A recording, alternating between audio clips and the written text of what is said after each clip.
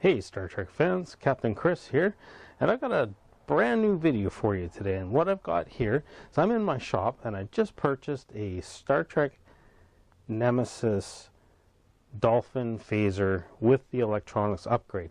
So I'm going to show you what I get in the mail with the actual prop and the electronics, and then we'll kind of do step by step from there. So here's the first item. So this is the actual phaser prop. So it comes in the bag just like this, and it doesn't come painted or anything. You kind of have to do it yourself. And I've sort of already gone through this, and I kind of primed it already and painted a couple of pieces just because I wanted to kind of get ahead of everything. So they come in individual bags just like this. So your handle comes, this little grip here will actually comes off, and then you have to use an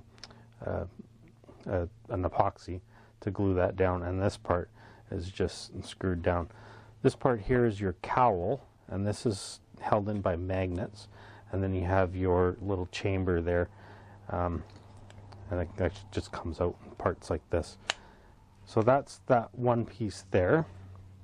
Just set that aside. In another bag is your emitter, and that will go on to the front like so. This part we don't have to paint or do anything with that. It already comes kind of in a sort of like a brushed metal color. So that's one piece there. And in here we have this part here will go on here, and there's a button pad that goes underneath that. And for the electronics upgrade, we're going to need this piece here because that's going to be to hold the LED light, and we'll get into that into another video. So I've already kind of primed this one. I painted it already. Normally that just comes in the color of how the phaser comes as is. And then we have the buttons that will actually go on the button pad and our LED display. So this video is going to be in a couple of parts. I don't know exactly how many, but we'll go through each step at a time. So here you can see this is a 3D printer phaser that I purchased off of eBay. And if you look at the size comparisons, without putting the emitter on there, they're almost the same size, but not quite. And I tried it out with the holster that this came with.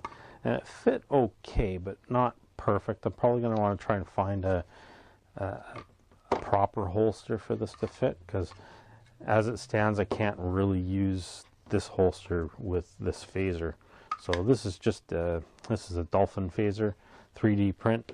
It's not bad, but I don't know. It was really, I don't know. I modified this and put some hook and loop, basically Velcro. Cut the belt loops off because it was kind of useless. So that's that. So let's take a look at some of the things that you're going to need to do to complete this project. The first thing that you're going to need is you're going to need Bondo. And what this is going to do is, you see, we're going to glue all these pieces together, not the cowl, but we're going to glue this, and then the Bondo, we're going to fill that in, let it dry, and then we're going to sand it off. So essentially we're going to make this one whole unit. But before I do any of that stuff gluing together, I'm actually going to install the electronics first and then glue it all together. Then the Bondo, sand, and then we're going to put on our first coat of paint. So you're going to need your Bondo. One thing that you're going to need. Next is you're going to need several types of different or assorted sandpapers. So I've got a sandpaper here that was recommended in the instructions for the kit. So this one has got different grits. It's 320, 400, 600, and 800. So I've already kind of sanded part of it already after I did a prime, and it does rub off, but that was using the strongest sandpaper. So when I go and do the next prime, I'll probably do a lighter one. Maybe the 1000, which is the next one here that I have. So that's one thing that you're going to need. You will need some painter's tape, and that's just to mask when you do painting, because the If you can see, let me just take this apart here. This part here, this is the emitter. I did have to mask that off so I could spray paint this. And this I used just you can either use black or you can use the color of the phaser that you're gonna, whatever color you're gonna paint it. So I just painted it black and keep it simple. So you need your tape to mask. Definitely get some shop towels. You need to wipe any messes up that you make. Next, you will, if you're doing the electronics upgrade kit, you will need a Dremel, because you will have to, let me just open this up here, you will have to drill a hole for your electronic components to fit through. I haven't drilled my holes quite big enough, I don't think. I haven't really tried it yet since I've done it. Just kind of been busy with work and family life and no time for fun, but I'm trying to get that in every once in a while. So open this guy up here, and you can see here the little hole that I drilled. I probably do need to make it a little bit wider, and then it comes out. Your wires will come out here. There's a lot of wires to get in through there, so I don't want to lose those screws. I'm sure it'll be hard to replace. Okay, the paints you will need. I just have a regular black. Some guys like use a satin black. This doesn't really say anything other than just black. So this is a special black. It's for plastic, metal, wood, wicker, more. So no sanding or priming is needed for this, but I did it anyways. Next, we've got our, here's my primer. This is scratch filler primer, and I'll use this as my base coat, and this has actually already got a coat of primer on it. So that's what it looks like with the primer. So I will do another coat with that after I get the bottom part glued on and the Bondo on. And the next part is actually, this is the color of the phaser that's going to be. This is my Duplicolor Perfect Match. This is the Galaxy Silver is what it's called. And this is the original color that is used on GM cars. And you can see in all my communicator pins, I do use the Galaxy Silver. So that's the color that I'm going to stick with, and I think that's pretty accurate. This phaser is not, I think this is really off personally. I think the paint job on this is horribly done, and it's way too dark.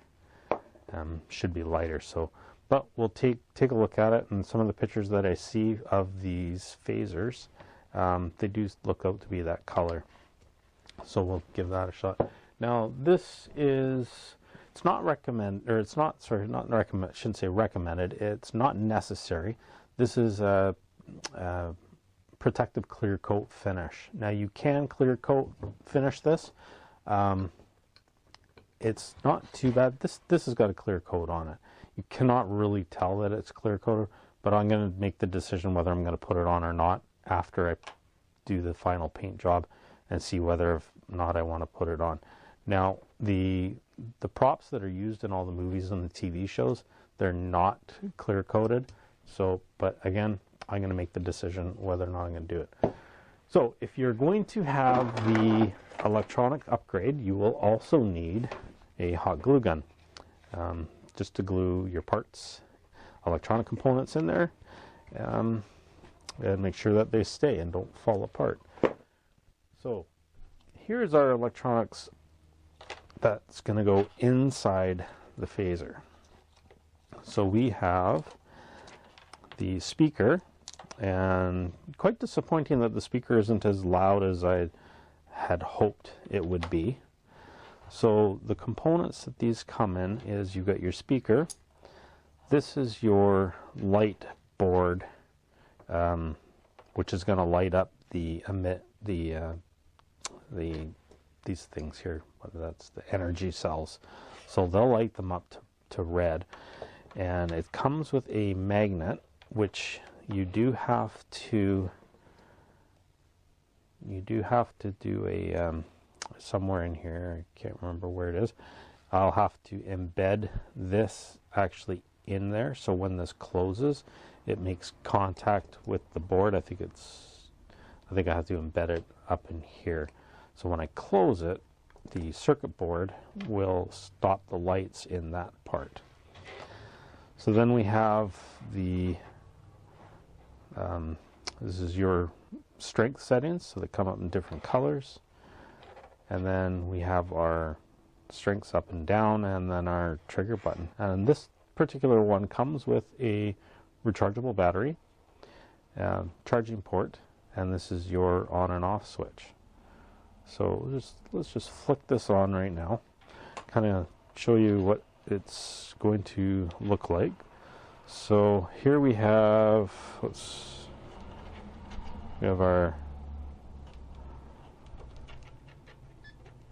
there's our lightings. So maximum setting for kill,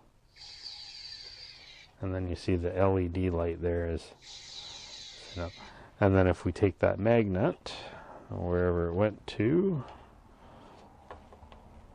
so around there it is.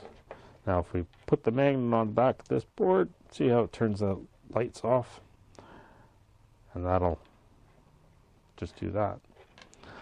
So then on the circuit board we have the maximum kill setting there, and this one's nice because this is an upgraded circuit board. You can actually press and hold this, and you could just constantly press it and hold it, and it's not going to turn off. And then we got one more up. Oops, wrong one. We go into diagnostic mode. So that actually, let's just take a look at what that looks like, because I'm kind of curious. I've watched a lot of videos on people that have shown off their Star Trek Nemesis phasers, but no one has ever actually shown them put together. So this is pretty much how it's going to look like once it's all put together and inside its base unit. So there we go. So this is the project that we're going to be working on, and I'm going to do these in segments. And so stay tuned and wait for part 2. Thanks for watching.